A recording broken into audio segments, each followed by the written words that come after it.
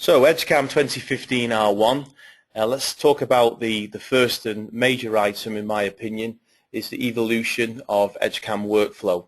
So those of you who've been working with Edgecam for the past 2 to 3 years minimum will know that workflow has been very dominant in our software, and this now has become the de facto or the default interface for Edgecam. We feel it's the right way, and then certainly there's great performance boosting technology inside workflow. Edgecam is workflow, workflow is Edgecam. And to that end, if we just now look at the Edgecam launcher, you'll notice now that classic Edgecam, as we formally refer to it, classic Edgecam is now been retired off to the right hand side, so you can still get there, you can still find it, but you will find probably at 2015 R2 that we completely retire classic Edgecam as you know it. So it's very important that you grasp this new technology, as indeed the vast majority of our customers and indeed resellers are taking on board the technology. So what are we seeing? So we're seeing a slight change inside the actual launcher. You'll notice that the workflow icons, the typical 6 icons that we used to see, they've now been exchanged for 3 icons in 2015 R1, so we just had a little bit of a repaint there. But important changes within the workflow interface itself is that we'll now support wire EDM. So we've supported obviously wire EDM in Classic, but now that's now totally supported inside workflow. And for those of you working with wire EDM, you'll now notice that we have machine simulator inside the wire EDM license, so that's a very important step. So a little bit of a clean up there on the Edgecam launcher.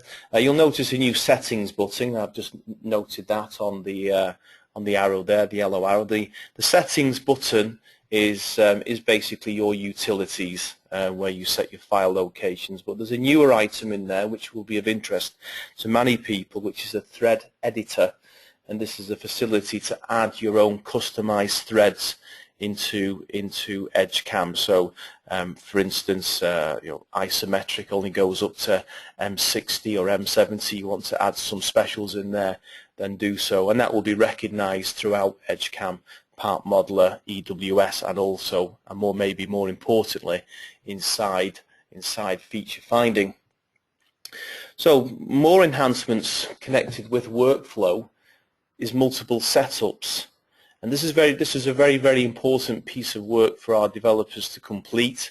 We know that inside Classic Edgecam we're able to create multiple sequences, and this wasn't possible inside workflow. So we've now taken that step. That's now perfectly possible. You can actually swap between milling and turning to wire back to milling, all within inside one particular PPF file, so you've got multiple sequences. But what's maybe more important and something you couldn't do inside Classic was to pass the stock over. So your in-process stock that people will know used to only work with inside one single sequence, that now works across all the sequences. So you're actually passing the stock out of one sequence and onto the next sequence, and that's very important in terms of toolpath creation. Also, what we see is the creation of themes.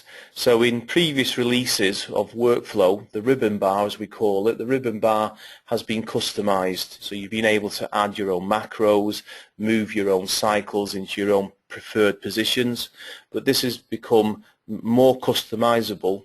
When you save that particular interface, we'll now call that a theme, and the theme is transferable. You can push that theme out of your kit and give it to a colleague and share the theme around the network. And again, I'll be showing you this as we move through today's demonstrations.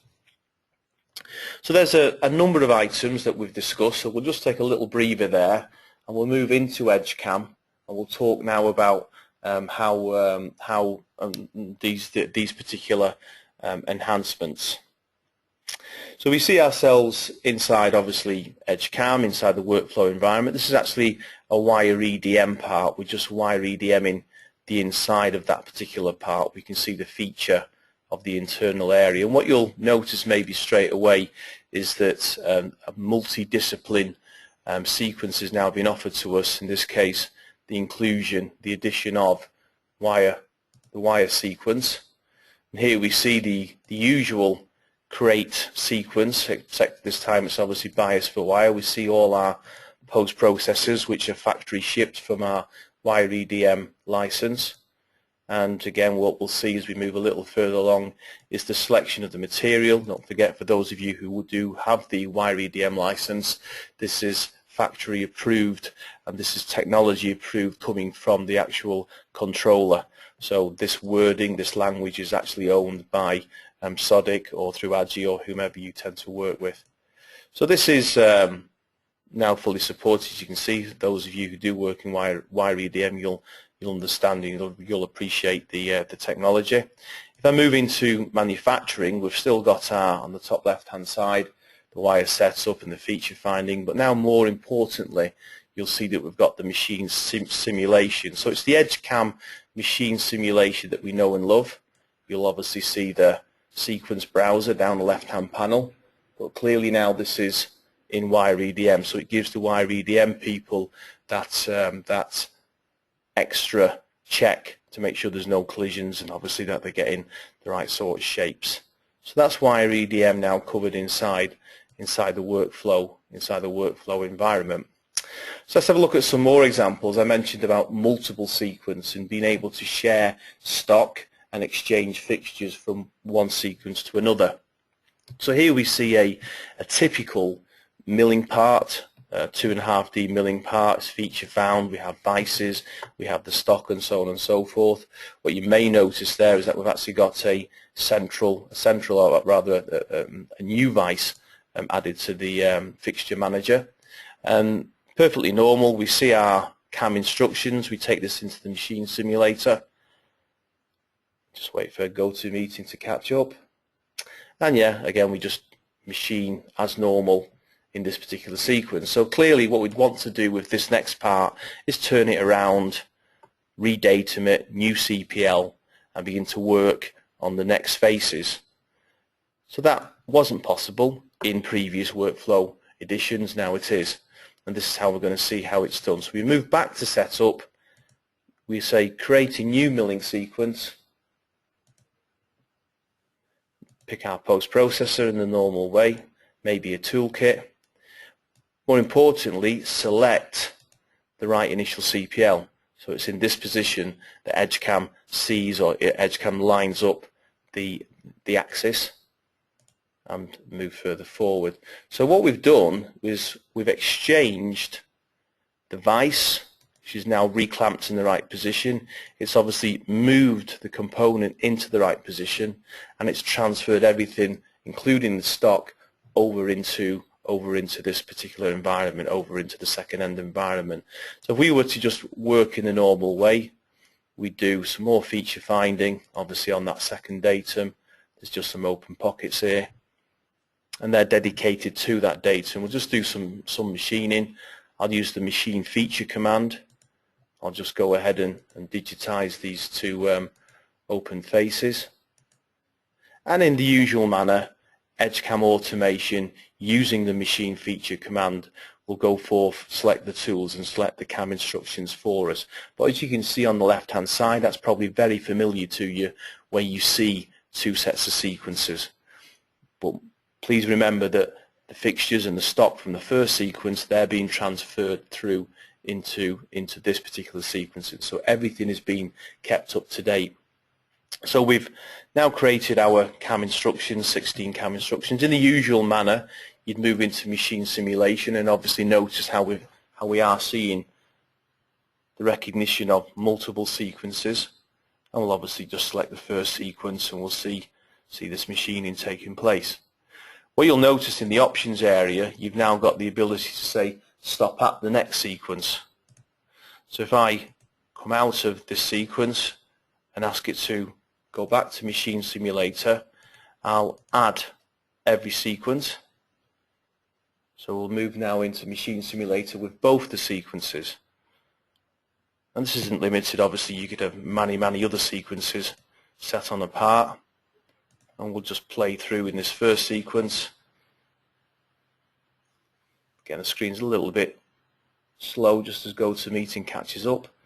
But what you should be seeing at the moment is cam instruction 14, then 4 on down through to hole drilling. So we've just seen the normal machining, but notice now how it's exchanged, it's moved, it's reclamped and relocated, it's updated the stock for us, and now we can move ahead and start beginning to machine the second sequence.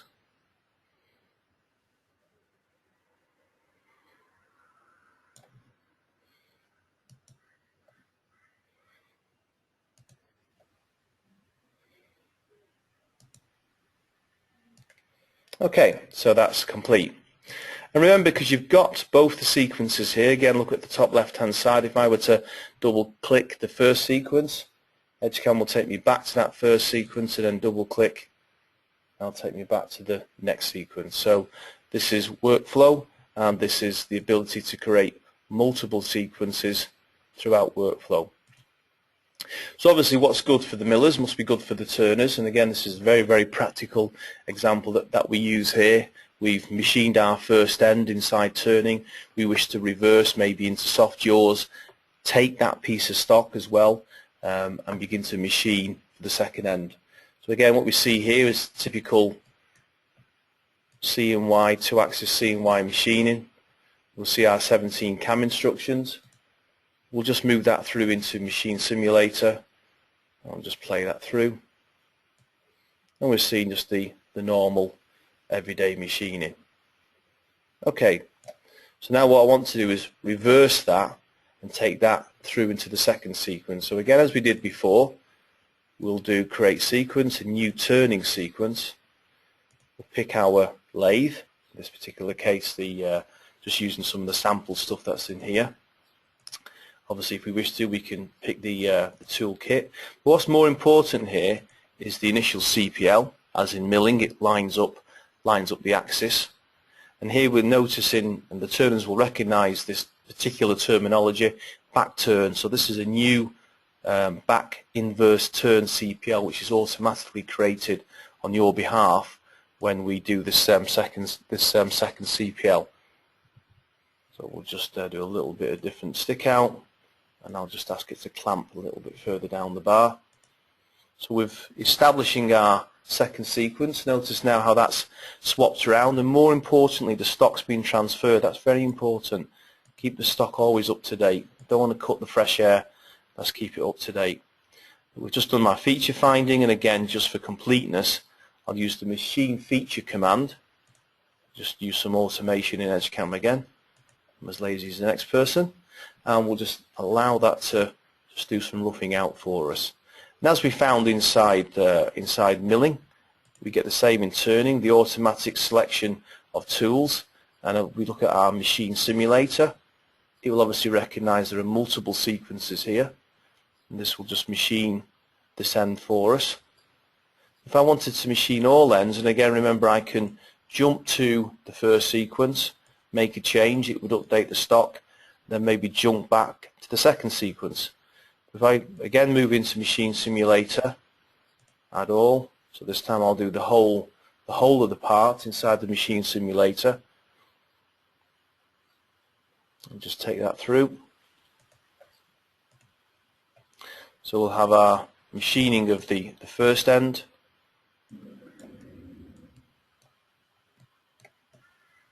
Notice how it just swapped for us, and now we'll do the machining of the second end.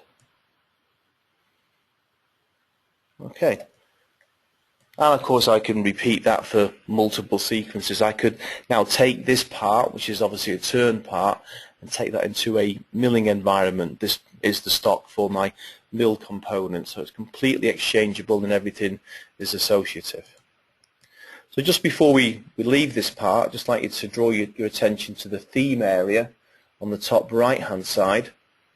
So in this particular case, I could use the default theme, which is what everybody would be using at the moment. If I go for a different theme, you'll notice that my icons will change very slightly. I have some different icons here on my left hand side. And of course, as we've seen in previous releases, and I'll just do this as a bit of a refresher, reminder, I want to add some more commands to my theme A. So of course what we do here is we would simply select one of the functions and just call this over. So we'll just do a add. There's a new item here that we can search for the command. It does sometimes become very frustrating where you're trying to find a specific function and you're having to go through the list. So just by typing in the first number of letters of that particular function you're thinking of, it will jump down to that area for you, and we'll add that one again, rough groove. So this is the customization of the ribbon. You'll now notice under that theme I've now got some extra items, and I could now with that particular theme save the theme, just overwrite it from before.